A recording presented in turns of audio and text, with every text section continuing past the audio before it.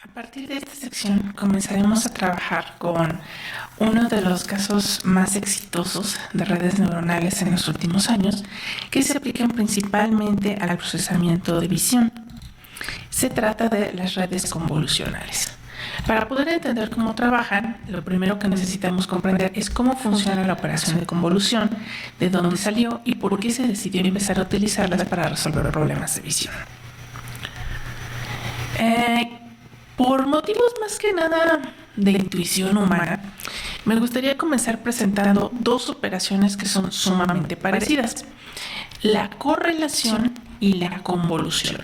Matemáticamente sus definiciones son casi idénticas, pero el ver ambas nos va a ir dando un poco de más intuición de qué es lo que hacen, cómo funcionan y por qué. Entonces, comencemos por la primera, que parecería a lo mejor la más natural para nosotros, que sería la correlación. El objetivo de esta operación, como vamos a ver, va a ser medir la semejanza que existe entre dos funciones. En nuestro caso vamos a estar hablando de que estas funciones representan señales y queremos ver si estas dos señales se parecen o no.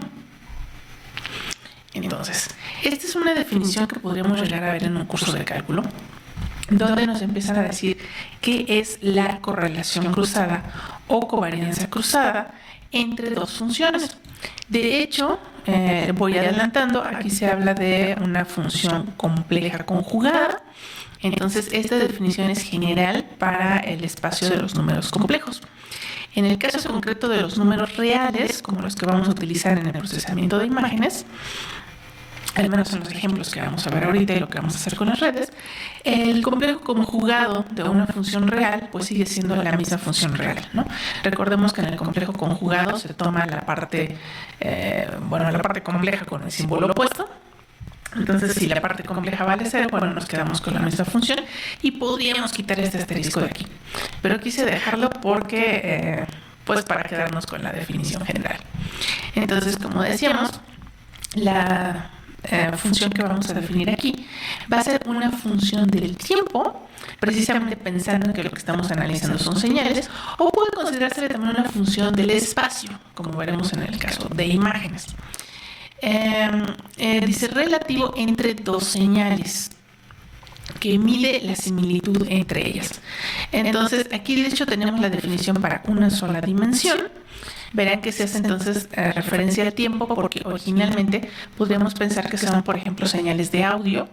Podría ser el audio de este video que ustedes están escuchando, y la otra función podría ser a lo mejor alguna que trate de detectar alguna frecuencia en el audio, ¿no? Entonces lo que haríamos sería tomar el producto de esas dos funciones, porque la idea es que si las dos funciones se parecen, este producto va a tener un valor más grande. Si las funciones, una está en una fase baja y la otra está en un valor alto, entonces van a tender a cancelarse un poquito y el producto va a tener un valor menor. Entonces, la idea va a ser que si ambas funciones se parecen, este producto va a ser semejante. Sin embargo, tenemos una limitante. Vamos a suponer, de hecho voy a empezar a hacer un pequeño dibujo por acá. Vamos a suponer, como decía, que ahorita tenemos una señal de audio, por simplicidad, y esa señal se va a ver algo así. Y ahora lo siguiente que tenemos es otra función en la que queremos detectar algún tipo de característica. Por ejemplo, supongamos que nos interesa esta repetición que estoy poniendo aquí, que podría estarse dando a una cierta frecuencia. Entonces, observen cómo si coloco la línea azul sobre la línea negra, estas dos funciones coinciden en varios puntos, y la idea es que el producto tendría un valor pues más alto. El problema generalmente cuando se están analizando señales es que no se sabe en qué punto debería de empezar esa función G. Entonces, a lo mejor al intentar hacer el producto, en lugar de colocarla exactamente en esa posición, podría intentar poner la función G, pero a lo mejor me queda un poco recorrida. Si no la coloco en la posición exacta, lo que va a suceder ahora es que, observen, más bien estas dos tienden a tener los valores opuestos. Cuando una está arriba, la otra está abajo. Lo que va a suceder entonces cuando tomemos el producto es que nos va a salir un valor muy, muy, muy pequeño. Entonces esto nos está indicando que la función que estoy probando de este lado no la coloqué bien, o puede ser que realmente este patrón no se encontraba en esta señal. ¿Cómo podemos distinguir ambos casos? Bueno, pues entonces esta función lo que va a hacer es algo un poco drástico, que es decir, bueno, entonces voy a probar absolutamente todas las posiciones en las cuales podría haber colocado esta función g. Eso es lo que significa este valor de t, depende de t, que pues va a ser qué tanta distancia desplacé a la función g para ir probando encima de que la pongo. ¿Qué significa entonces este integral desde menos infinito hasta infinito del producto? Bueno, significa que voy a tomar la multiplicación de g con el desplazamiento que la estoy considerando ahorita, y vamos a ver, ahorita intento borrar un poquito del diagrama.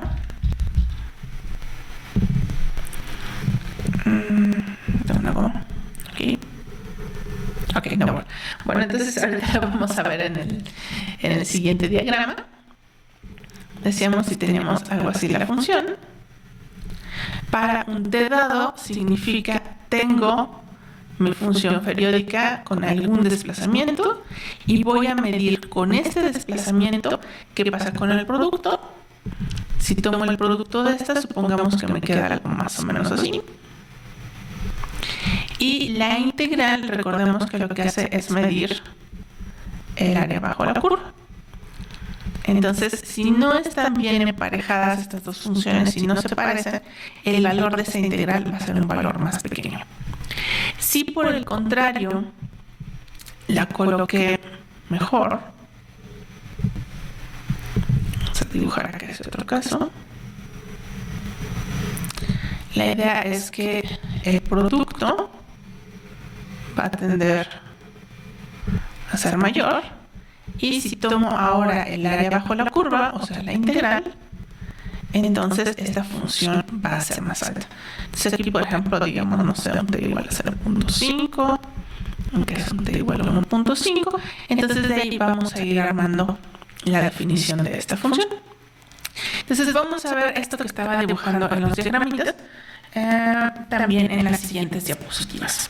Entonces, ¿para qué se suele utilizar esto? Pues, por ejemplo, para encontrar características relevantes en una señal desconocida por medio de la comparación con otra que sí se conoce. Por ejemplo, se puede poner algún bit de algún instrumento y ver si en el audio que estábamos analizando aparece ese instrumento, al tratar de comparar la señal de su bit con la señal del audio que estábamos escuchando. Bueno, entonces pasamos a la